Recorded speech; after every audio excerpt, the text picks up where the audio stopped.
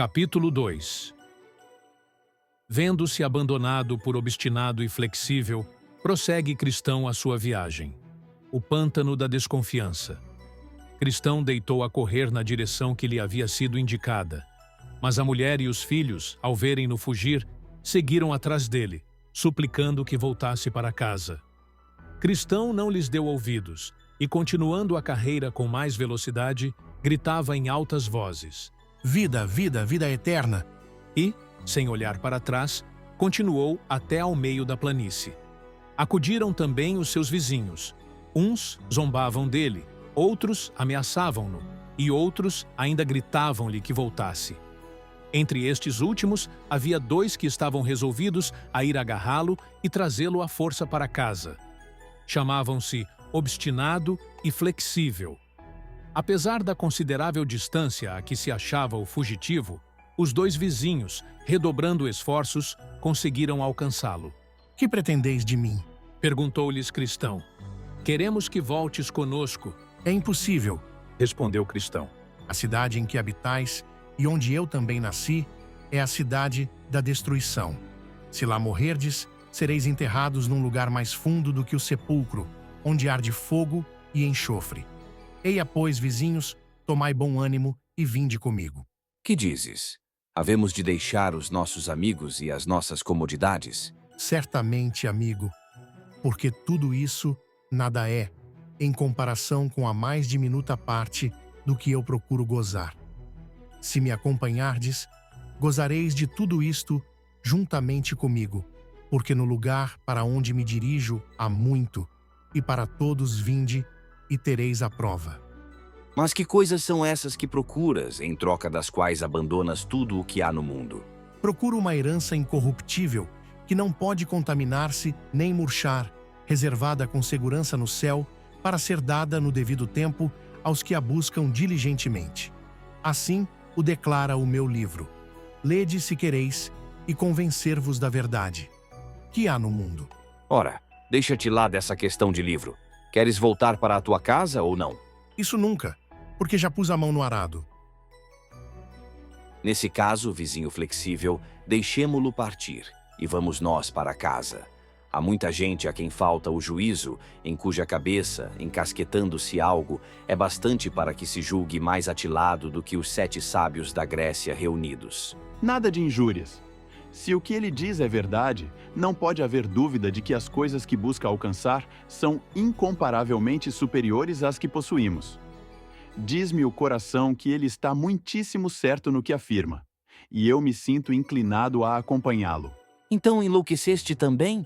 Ora, toma o meu conselho e vem para casa comigo. Sabes lá onde esse doido seria capaz de te levar? Anda daí. Deixa-o falar, amigo flexível. Acompanha-me e terás não só a prova do que já te disse, mas ainda muito mais. Se duvidas da minha palavra, lê este livro, daquele que é seu autor. Amigo obstinado, a minha resolução está tomada. Vou acompanhar este homem e unir a minha sorte à sua. Mas sabes tu, Dirigindo-se a Cristão, qual é o caminho que conduz ao lugar que buscamos? Quem me indicou o caminho foi um homem chamado Evangelista. Segundo o que me disse ele, havemos de encontrar uma porta estreita, lá, mais adiante, e aí nos dirão o caminho que havemos de seguir. Então marchemos. e ambos se puseram a caminho. Obstinado voltou sozinho para a cidade, censurando os erros e as fantasias dos 2 vizinhos. Estes continuaram a caminhar pela planície afora e conversavam nestes termos. Amigo flexível, ainda não tive ocasião de me informar da tua saúde. Não imaginas quanta satisfação me causa a tua companhia. Se o pobre obstinado sentisse, como eu, o poder e os terrores do invisível e a grandeza das coisas que nos esperam, por certo, não se teria apartado de nós tão levianamente. Agora que estamos sós, explica-me o que são essas coisas de que me falas, como havemos de as gozar e para onde é que nos dirigimos. Tenho mais facilidade em compreendê-las com o entendimento do que em expressá-las por palavras. Todavia, se tens grande desejo de saber o que penso a respeito delas, ler-te-ei o meu livro. E tens certeza de que as palavras do livro são verdadeiras? Tenho sim, porque o seu autor é aquele que não pode mentir. Então lemo. Entraremos na posse de um reino que não terá fim e seremos dotados de vida eterna, para podermos possuí-lo para sempre. Ser-nos-ão dadas coroas de glória e vestidos tão resplandecentes como o sol no firmamento. Não haverá ali pranto nem dor, porque o Senhor daquele reino limpará todas as nossas lágrimas. Quadro belo e magnífico. E a quem teremos por companheiros? Estaremos com os querubins e serafins, criaturas cujo brilho nos deslumbrará. Também encontraremos milhares e milhares que para ali foram antes de nós, todos inocentes, amáveis e santos, que vivem na presença de Deus para sempre. Veremos os anciãos com suas coroas de ouro, as santas virgens entoando suaves cânticos ao som das suas harpas de ouro, homens a quem o mundo esquartejou, outros que foram queimados em autos de fé ou devorados pelas feras, ou lançados nas profundezas dos mares, por amor do príncipe daquele reino, vivendo todos felizes, revestidos da imortalidade. A simples descrição arrebata-me de entusiasmo. E havemos de gozar esses bens? Que faremos para conseguir partilhar deles? O Senhor do Reino declara neste livro quais são os requisitos. Eles se resumem nestas palavras: se verdadeiramente os desejamos, Ele nos concederá de graça. Muito bem, amigo. O meu coração exulta de alegria. Continuemos o nosso caminho e apressemos o passo. Infelizmente não posso andar tão depressa como desejo, porque este fardo que tenho às costas é pesadíssimo.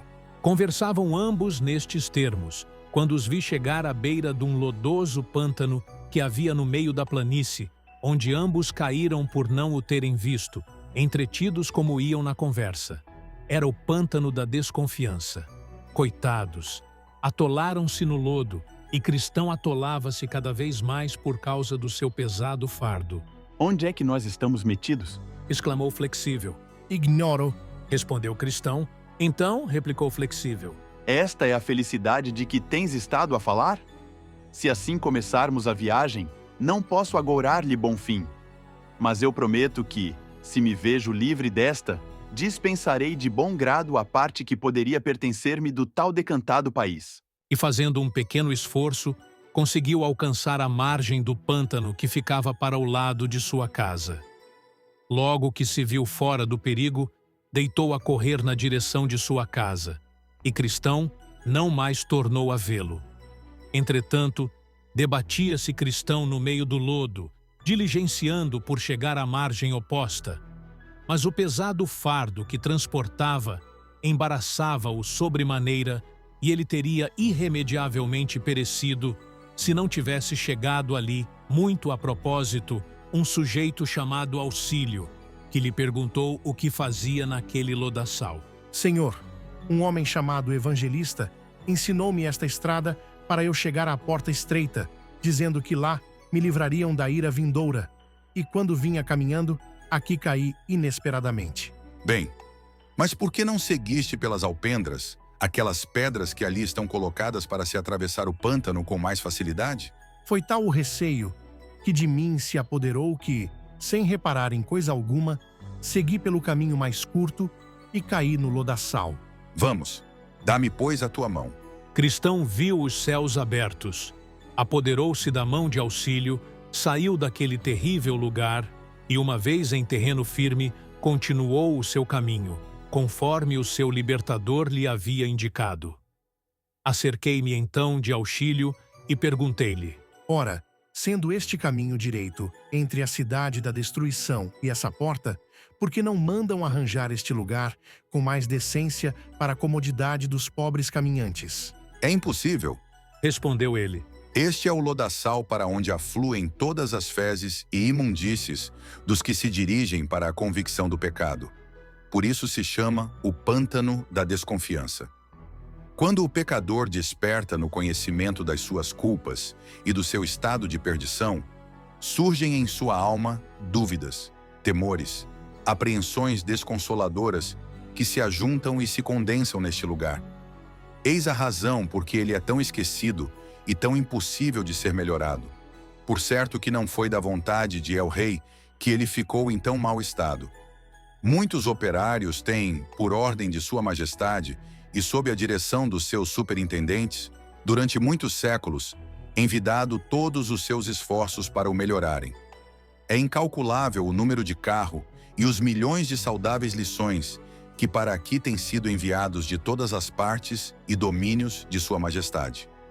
Mas apesar da opinião dos entendidos que asseveram ser estes os melhores materiais para a obra do almejado saneamento moral, ainda não foi possível realizá-lo, nem o será para o futuro.